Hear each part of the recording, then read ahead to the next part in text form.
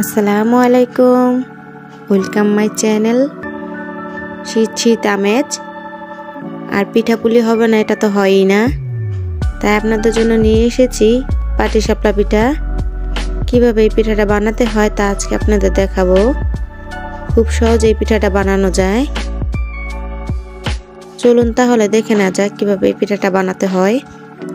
এই জন্য আমি এখানে একটি বাটি নিয়েছি, দিয়ে দিচ্ছি 1.5 কাপ চালের গুঁড়া। আমি বাজার থেকে কিনে আনা চালের গুঁড়াটা দিয়ে দিচ্ছি। দিয়ে দিচ্ছি 1/2 কাপ ময়দা, সামান্য পরিমাণ লবণ। এখন একটু ভালোভাবে মিশিয়ে নিচ্ছি।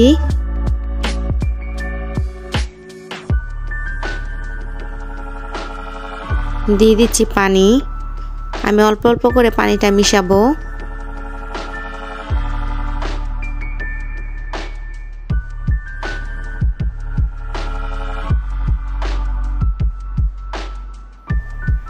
আমার পাটিসাপলা পিঠার ডোটা গলিয়ে নেওয়া হয়ে গেছে। আমি দেখিয়ে দিচ্ছি ঘনত্বটা কিরকম হবে।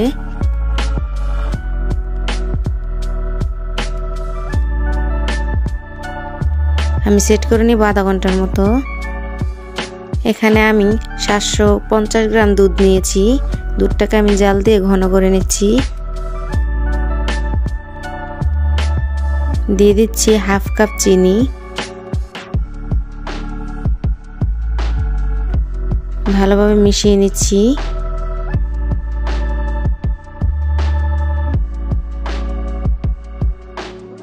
দিয়ে দিচ্ছি 3টা এলাচ। আমার দুধটা প্রায় ঘন হয়ে এসেছে। আমি আর ঘন করব না। এ পর্যায়ে আমি দিয়ে দিব আমি আগে থেকে কিছুটা দুধ আর 2 টেবিল চামচ চালের গুঁড়া একসাথে করে রেখেছিলাম, দিয়ে দিচ্ছি সেগুলো।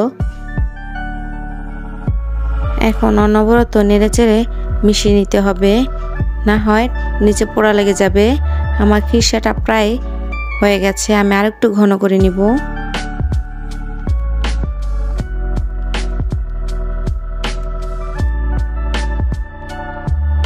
আমার খিরসাটা হয়ে গেছে। এখন উঠিয়ে নিব। এটা নামানোর আরো শক্ত হয়ে যাবে।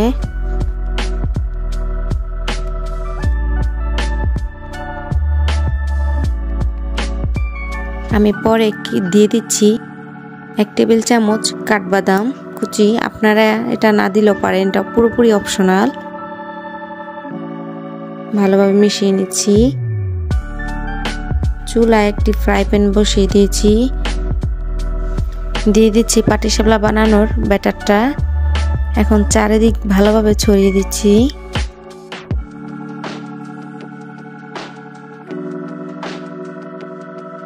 উপরটা যখন শক্ত হয়ে যাবে তখন দিয়ে দিচ্ছি খিরসাটা। আমার যতটুকু ইচ্ছা ততটুকু দিয়ে নিচ্ছি। আপনারা আপনাদের প্রয়োজন মতো দিয়ে নেবেন। এখন আলতো হাতে উল্টিয়ে নিচ্ছি।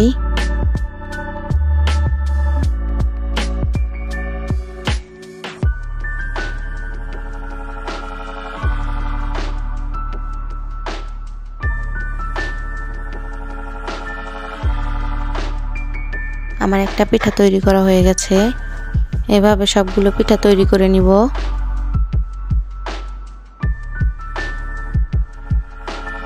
দেখলেন তো কিভাবে খুব সহজেই পিঠাগুলো তৈরি করা যায়। আর খেতে আলহামদুলিল্লাহ অনেক মজা। আমি ভেতরটা একটু দেখিয়ে দিচ্ছি।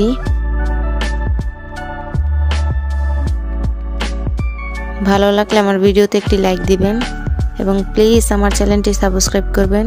আমার ভিডিওটি দেখার জন্য আপনাদের সবাইকে অসংখ্য ধন্যবাদ। আল্লাহ হাফেজ।